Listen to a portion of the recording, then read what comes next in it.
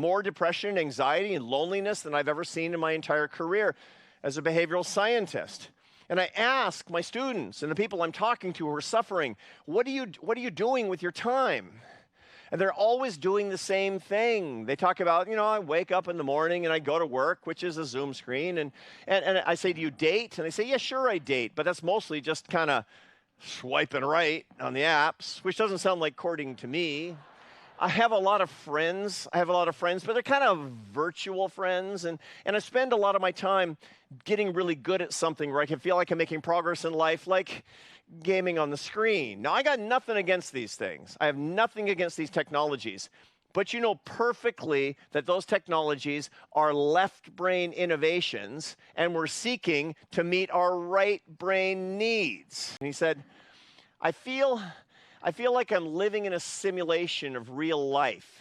Have you ever felt that? Like you're living in a simulation? Like it's all kind of happening around you, but it's not quite real? Want to know why? Because your brain knows the difference between left brain and right brain. You can't fool your brain.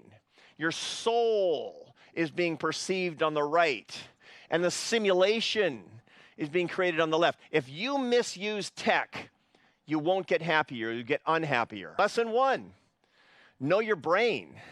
AI is almost ideal as an assistant to your left hemisphere, not your right hemisphere. This is a tool that you use for what and how to questions, not the why questions of life. And by the way, you want to be happier? Ask more why questions of life. Here's question number 1. Why are you alive? Why are you alive?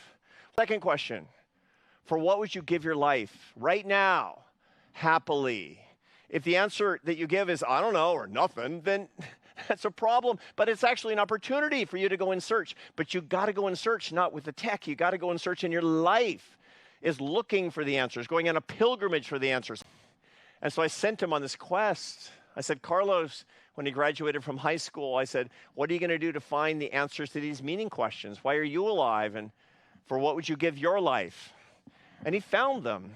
He found them by doing real life things. He went and he worked on a farm, and then he joined the Marine Corps. My son was a scout sniper in the U.S. Marines, and it was hard, and it was hands-on, and it was other people, and he had answers. He has answers today. Now he's 25 and married and has 2 kids, and he has answers, which is why he's able to live in real life, knowing his brain.